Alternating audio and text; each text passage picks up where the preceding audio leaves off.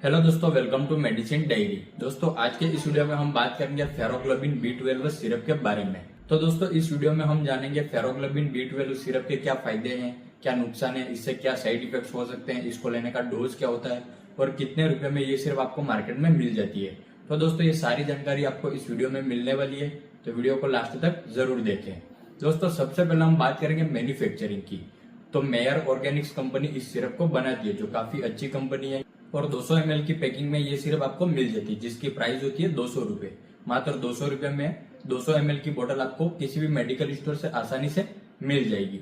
और दोस्तों, इस सिरप के अंदर कई सारे मिनरल्स और विटामिन मिलाए गए हैं, जो आपकी हेल्थ के लिए काफी फायदेमंद होते हैं। दोस्तों, अब हम बात कर लेते हैं यूजेस की। इस सिरप का यूज किस कंडीशन में किया जाता है। तो दोस्तों, इस सिरप का यूज एनीमिया होने पर किया जाता है। एनीमिया यानी आपके शरीर में अगर खून की कमी हो गई है, किसी भी कारण से अगर आपके बॉडी में खून कम हो गया हो, तो उस समय इस सिरप को दिया जाता है। ये खून को बढ़ाने में बहुत अच्छा काम करती है।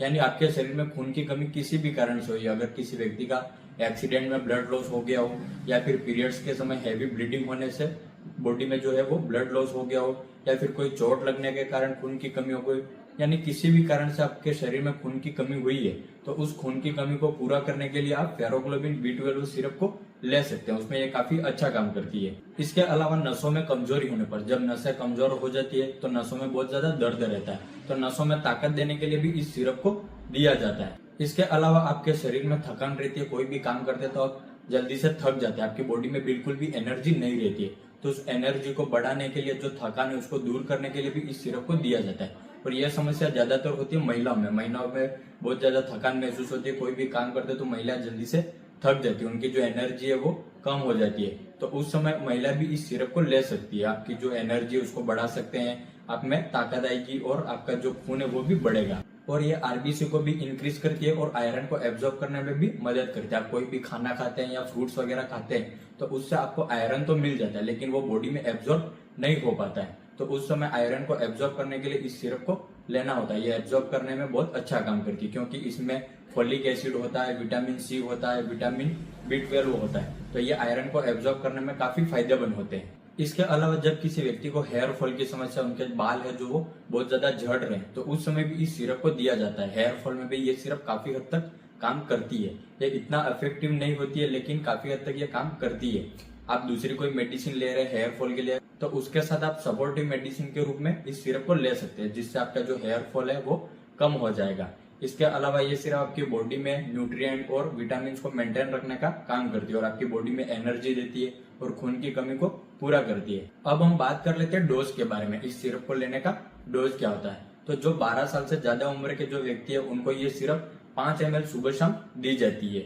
खाना खाने के बाद इसको लेना होता है। और जो 3 से 6 साल तक के जो बच्चे हैं, उनको 2.5 ml यानी 2.5 ml सिरप उनको सुबह शाम दी जाती है। और अगर ज्यादा समस्या नहीं है तो दिन में एक बार भी इसको लेना काफी होता है। और ड्यूरेशन की बात करें तो 2 से 3 महीने तक इस सिरप को लेना होता है, तो अब जाके आपका जो रिजल्ट है वो मिल पाता है। आपकी जो खून की कमी है या एनर्जी है वो आपकी अच्छी तरह से बढ़ेगी।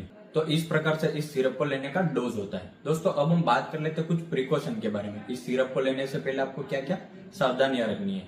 तो जो डायबिटिक पेशेंट है, जिनको शुगर की समस्या है, उन व्यक्तियों में इस सिरप को नहीं दिया जाता है, क्योंकि इस सिरप के अंदर कुछ मात्रा में शुगर आता है, जो डायबिटिक पेशेंट को नुकसान कर सकता है। इसलिए उन व्यक्तियों में इस सिरप को नहीं देना है। और इसके अलावा कोई व्यक्ति पहले से आयरन की सिरप या टेबलेट ले रहा है, तो उन व्यक्तियों में भी इस सिरप को नहीं दिया जाता है। अगर वो पहले से ले रहे और फिर यह देंगे तो उनको जो है वो ओवरडोज हो जाएगा, और ओवरडोज हमेशा नुकसानदायी होता है। इसलिए इन व्यक्तियों में भी इस सिरप को नहीं देना है। और आप पहले से कोई आयरन सिरप या टेबलेट लेते हैं तो इसके बारे में डॉक्टर को भी जरूर बताएं।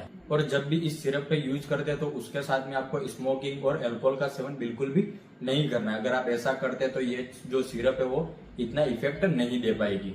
दोस्तों, अब बात कर लेते हैं साइड इफेक्ट्स के बारे में। इससे क्या क्या साइड इफेक्ट्स हो सकते हैं। तो दोस्तों, इस सिरप से कोई भी साइड इफेक्ट्स नहीं देखे गए, लेकिन जब भी आप इस सिरप को लेते हैं तो आपको स्किन एलर्जिक रिएक्शन हो, यानी खुजली हो या शरीर पर पिंपल्स वगैरह हो जाते हैं। अगर ऐसा होता है तो तुरंत इस सिरप को लेना बंद करें और अपने डॉक्टर की सलाह लें। और ये कंडीशन किसी किसी व्यक्ति में हो सकती है, हर किसी में नहीं होती है।